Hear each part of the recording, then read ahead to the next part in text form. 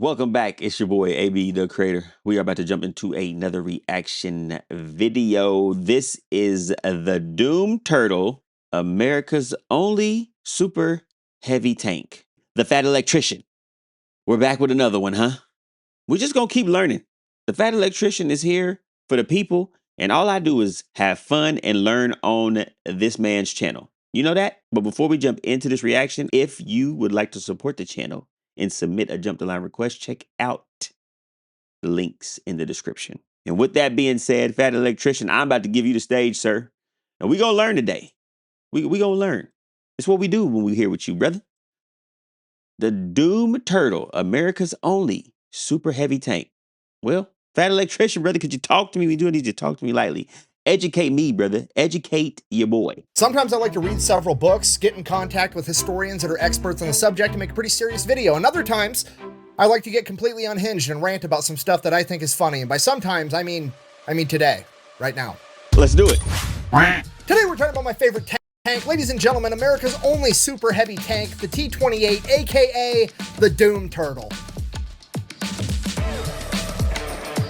Now, I said this is my favorite tank, which is a completely unquantifiable metric. Despite that, somebody in the comments is still going to tell me that I'm wrong. So if you think I should have a different favorite tank, go ahead and tell me about it in the comments below, and maybe I'll do a video about that one too. Okay, and just to be clear, when it comes to me and things like tanks and planes and guns, favorite is not the best, it's not the most impactful, it's not the most historically relevant, it's just the coolest / dumbest one around, and in my opinion, this is it. So let's go ahead and get into this right after an awkwardly relevant word from our sponsors. This video is brought to you by War Thunder. They've got over 2,500 tanks, planes, and ships, pretty much every military vehicle from World War II until modern times. See, I just like the way that he delivers his information. It's quick, it's funny, it's to the point, and it's educational.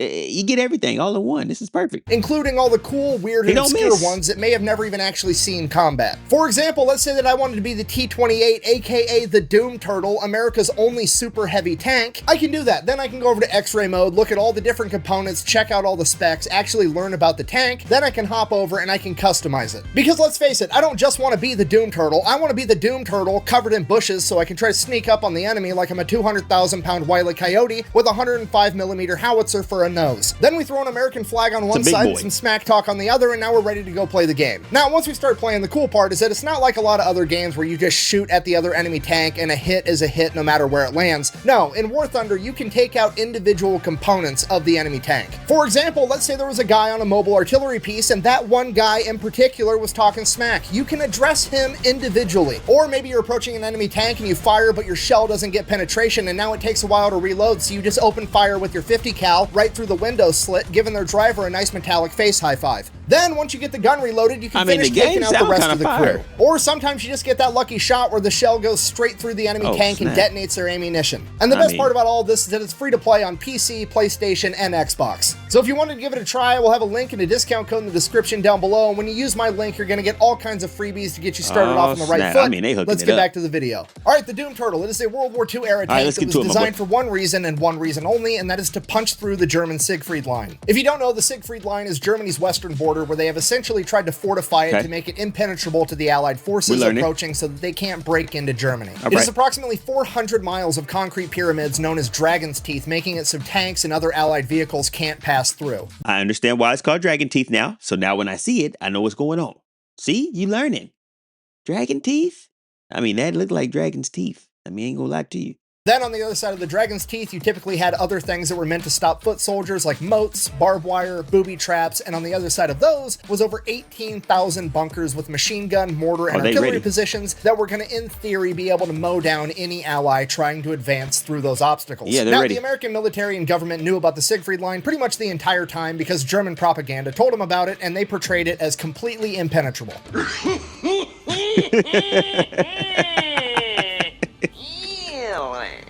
One boy threw an ace in there, like, oh, it's so nobody can get through. Nothing can get through. Okay. Okay. Nothing, right? Got it.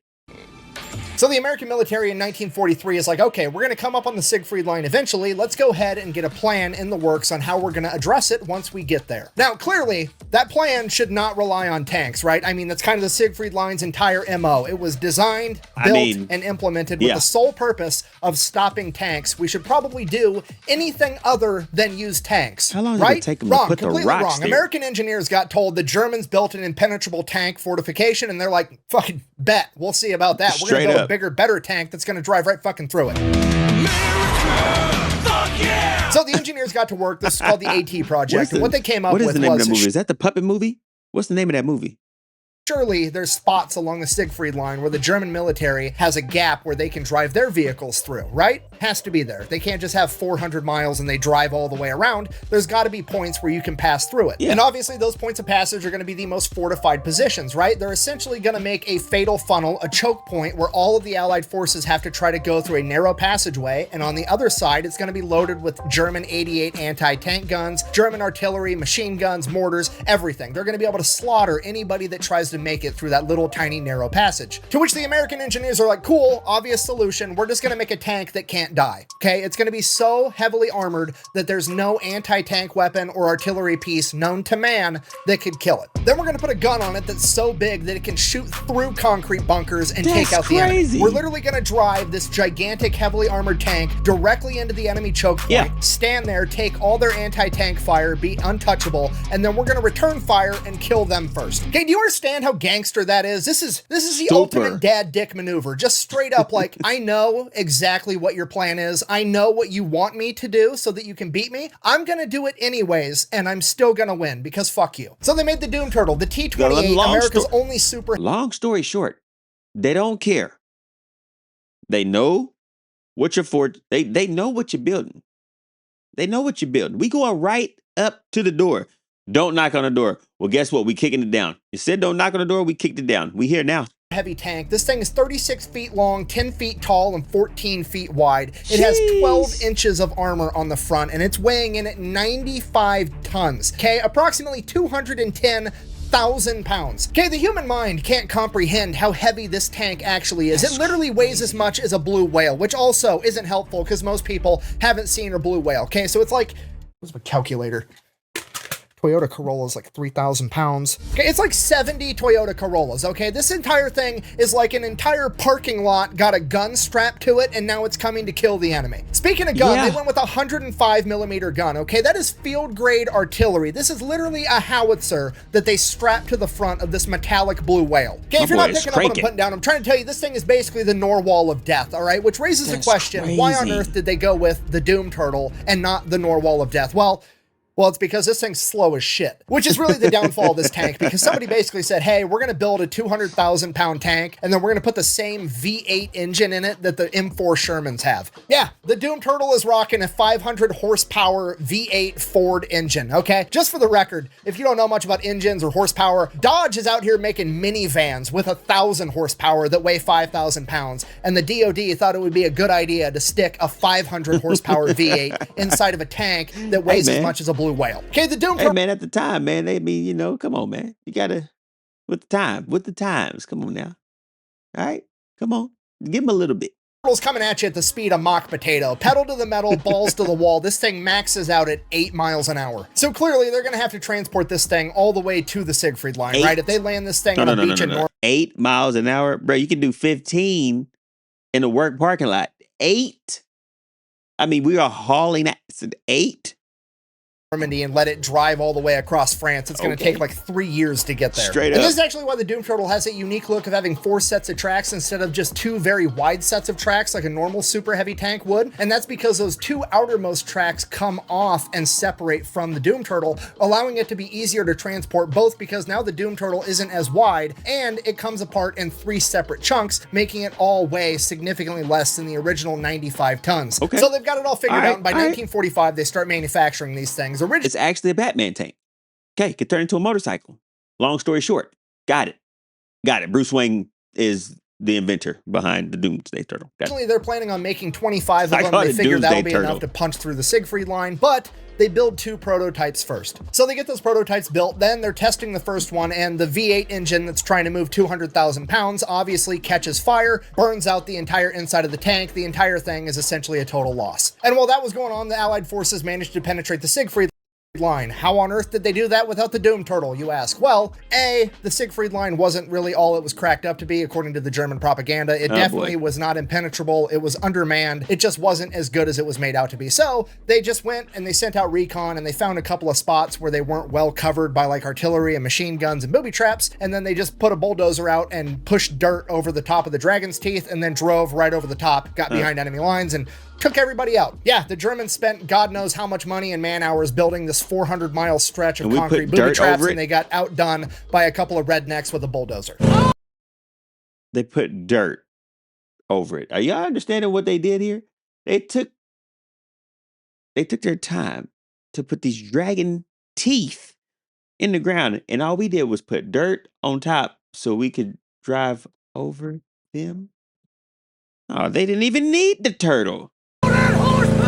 So because of that, the Doom Turtle simply just wasn't needed anymore, so they stopped the project. There was one surviving prototype. They gave that over to Aberdeen Proving Ground, and they used that basically as a giant weight to test transportation equipment because, well, it was the heaviest tank they had, and if it could move the Doom Turtle, it could move anything else, so they used it for that for a little while. Then, one day, somebody just parked it in a field, and everybody forgot about it. A little while after that, people started asking questions. Historians, the public, museums, like, hey, where's that badass tank? We want to preserve it. We want to save it. It's a part of history. We want to stick it in our museum. Let me have it so I can take care of it. And the army's like, I don't know, bro, we lost it. Okay, now on one hand, to be fair, I'm pretty sure I know exactly how this happened. They just like had a couple of dudes go park it. They made it take all day. They parked it off in a field. Those dudes like retired, they left, they moved on, and then nobody remembered where it got parked. Yeah, okay, like I'm about sympathetic to that. I understand how it happened. But on the other hand, how the fuck do you lose a 200,000 pound tank that there's only one of? You know what's crazy? Somebody probably knows where it's at.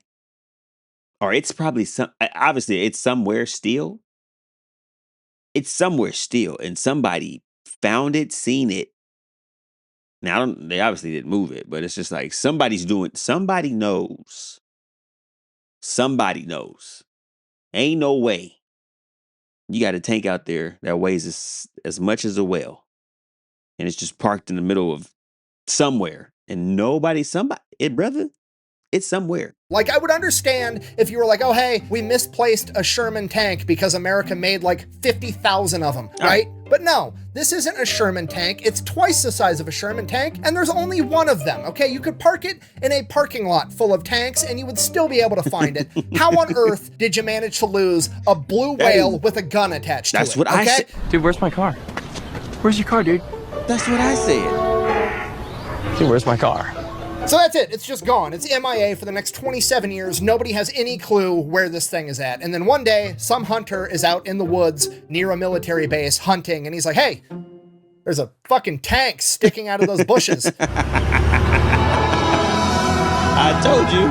Somebody gonna find Yeah, you guys it. thought I was being silly earlier with that War Thunder ad, didn't you? When I stuck a couple of bushes on this giant tank and pretended like that was going to conceal it. Well, history is on my side now because this bitch was incognito for 27 years because it had a couple of bushes on it. What now? So the hunter goes to the army. He's like, hey, I found this weird looking tank in the bushes. And they're like, oh shit, we've been looking for that thing. So the army then takes the tank. They give it to a museum in Fort Knox. So it's on display there for a little while. And then they decide that they're going to move it from Fort Knox to Fort Benning or Fort More Freedom, whatever the fuck it's supposed to be called now. The home of the infantry. They decide they're going to move it to the infantry museum at the home of the infantry. So they throw it on the HET trailer, the heavy equipment trailer, and they tow it all the way to Georgia. While they're towing it there, apparently they take a turn too hard and it breaks the chains off the HET trailer and the entire main cab of the tank flies into the ditch. Now, granted, it was just the main cab of the Doom Turtle, so it didn't have the two outermost tracks, which is like a significant amount of weight, but still, the main cab is 60 tons flying off your trailer into the ditch, so that's terrifying. Obviously, the Doom Turtle, completely fine. The paint got scuffed, no big deal. Get it back on the trailer, they get it where it's going. Now, here's my issue. I know for a fact that there are pictures of the Doom Turtle in a ditch somewhere in Georgia. I need those pictures. Someone has them on their cell phone. This happened in like 2017, 2018, 2019, somewhere around there.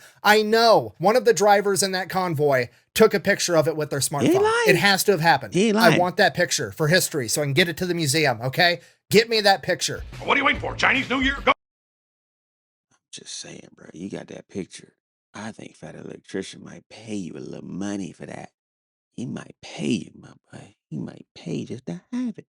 Go, go, go. Sorry, so that's it. That's the end of the story. They get it to the National Infantry Museum, and that is where it is on display today. So in conclusion, that's my favorite tank for literally no reason other than it's completely ridiculous and I think it's funny. Literally from its inception, it was just designed to be a giant middle finger. That's the enemy told America, wild. hey, you can't drive your tanks through here, and America said, hold my defense budget and watch this shit, and this is the monstrosity that they came up with, okay? I don't know if you can give a tank steroids or even test a tank for steroids, but if you can, test that one first. Now, is it unfortunate that it never saw combat? Yeah, absolutely. It's cool to think about if it did. However, that serves to highlight one of the most important lessons that I teach on this channel, and that is that the only thing scarier than engineers and defense contractors with an unlimited budget is a bunch of infantrymen on the ground with time on their hands, because that's what actually gets shit done. Thank you for watching. Best way to support the channel is go buy some merch over at thefatelectrician.com. Quack, bang, out.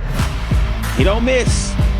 He don't miss. Man, only the government could lose a 200,000-pound tank for 27 years, currently still be missing 6 nuclear warheads, and then tell me how dark I'm allowed to tint the windows on my car. He got a point. Like, what are we doing? You worried about my tent, but you can't find this well with a gun on his nose? Huh? You worried about me? For what? Oh, Fat Electrician, you done it again. You done it again, my boy. Hit the like button, comment, share, subscribe if you haven't already. Make sure you ring that bell. Get those notifications as soon as any video drops. Shout out to the Fat Electrician. Brother out here doing the Lord's work. See? See what I'm saying? He got videos, my boy, and we learn every single time. They funny, informative. He don't miss. The Doom Turtle. The Doom Turtle. That's crazy. And y'all, they couldn't find it? That's like Shaq playing hide and seek with midgets. And y'all like, where's Shaq? He's right there. We don't see him.